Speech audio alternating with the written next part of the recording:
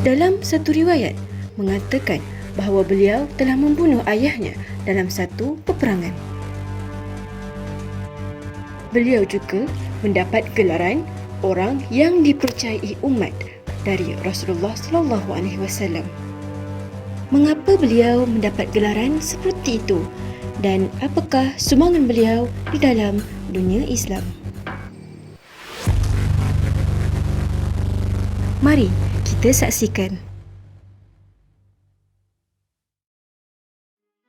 Abu Ubaidah Al-Jarrah atau nama sebenarnya Amir bin Abdullah bin Al-Jarrah bin Hilal Al-Fihri Al-Quraisy telah dilahirkan pada tahun 582 Masihi yang bertempat di Mekah.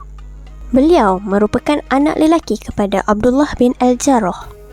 Abu Ubaidah Al-Jarrah juga merupakan salah seorang sahabat Rasulullah yang terawal memeluk Islam. Abu Ubaidah sangat istimewa kerana beliau merupakan salah seorang sahabat dari 10 sahabat yang dijamin masuk ke syurga.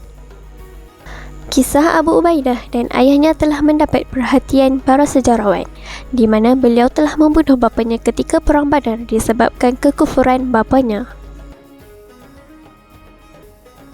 Kepribadian Abu Ubaidah Al-Jarrah yang unggul dapat kita lihat melalui keimanannya sehinggakan beliau menjadi sahabat kepercayaan Rasulullah sallallahu alaihi wasallam.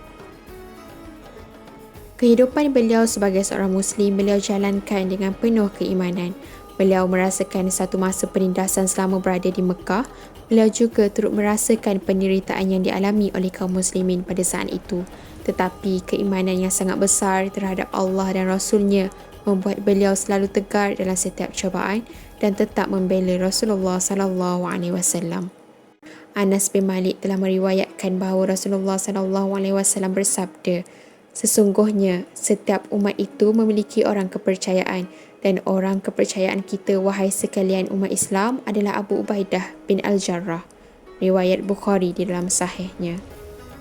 Salah satu keistimewaan Abu Ubaidah bin Al-Jarrah yang tiada pada sahabat yang lain ialah mendapat gelaran orang yang dipercayai umat. Gelaran ini diberikan oleh Rasulullah sallallahu alaihi wasallam sendiri dan kepercayaan Rasulullah kepada Abu Ubaidah tidak hanya dalam urusan peperangan tetapi juga dalam urusan keagamaan. Kezuhudan Abu Ubaidah yang tidak tamakkan kuasa dan harta turut menggambarkan sebuah kepribadian yang mulia. Harta benda dunia tidak sedikit pun menggugat keimanan Abu Ubaidah walaupun beliau sangat berpeluang untuk merebutkannya. Ketika terjadi berbagai penaklukan, harta begitu melimpah bagi kaum muslimin dan ketika Abu Ubaidah dilantik menjadi salah seorang panglima bagi menakluki wilayah Syam, harta melimpah ruah di tangannya. Namun, hidupnya bukanlah untuk mengejar harta tetapi mengejar keredaan Allah Subhanahu Wa Taala. Oleh yang demikian, beliau tidak mengambil dari harta itu selain yang mencukupi dirinya dan keluarga untuk membiayai kehidupan mereka dan menjaga kehormatan mereka. Tidak hanya itu, sifat kerendahan hati dan berjiwa besar Abu Ubaidah Al-Jarrah dapat digambarkan dalam satu peristiwa perang Zatul Salasil. Dalam peristiwa ini, Abu Ubaidah akur dengan kenyataan yang dikeluarkan oleh Amru bin Al-Ash di mana Amru menekah Abu Ubaidah untuk mengimamkan solat atas alasan beliau adalah ketua sebenar yang dilantik Rasulullah sallallahu alaihi wasallam. Oleh itu, beliaulah yang patut menjadi imam dalam solat pasukan tentera Islam. Abu Ubaidah sedikit pun tidak membantah. Beliau akur dengan kenyataan Amru bin Al-Ash walaupun Amru bin Al-Ash baru lagi memeluk Islam pada ketika itu. Abu Ubaidah merupakan seorang yang banyak memberi sumbangan kepada dunia Islam. Antara sumbangan beliau ialah beliau melindungi Rasulullah sallallahu alaihi wasallam daripada serangan musuh dan mencabut topi besi yang tertusuk pada wajah Rasulullah sallallahu alaihi wasallam dengan menggunakan giginya dalam peperangan Uhud. Selain itu, beliau telah diakui kepahlawannya oleh Rasulullah sallallahu alaihi wasallam sehingga dilantik menjadi pemimpin dalam satu-satu angkatan perang termasuklah ketika misi pembukaan kota Mekah. Seterusnya, beliau mengajarkan kepada penduduk Yaman yang telah memeluk Islam tentang Islam, Al-Quran dan As-Sunnah.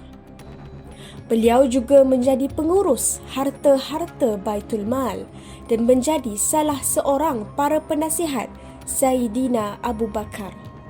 Di samping itu, beliau menjadi gubernur bagi keseluruhan wilayah Syam ketika Syam berada di bawah kekuasaan kerajaan Islam sepenuhnya. Beliau menjadi ketua pasukan ketika peperangan Uhud, jihad ke Zulqasah dan jihad ke Saiful Bahr. Selain itu, beliau berjaya menakluki kota Damsyik bersama-sama tentera Islam di bawah pimpinannya dalam misi menakluki Syam. Seterusnya, beliau berjaya membunuh panglima tentera Rom iaitu Shams ketika penaklukan Hims. Di samping itu, beliau bersama tentera Islam di bawah pimpinannya berjaya menakluki hampir seluruh wilayah Syam seperti Qurus, Tal Azaz, Manbij, Tuluk, Rabban, Balis, Arajin dan wilayah-wilayah lain ketika misi penaklukan Syam. Tidak lupa juga, beliau menjadi panglima tertinggi perang bagi tentera Islam dalam Perang Yarmouk. Setelah beberapa tahun berlalu, Syam telah digemparkan dengan wabak yang melanda iaitu wabak taun. Telah tertewasnya Abu Ubaidah akibat wabak taun pada tahun 640 Masihi bersamaan 18 Hijrah. Beliau telah dimakamkan di Baisan, Syam.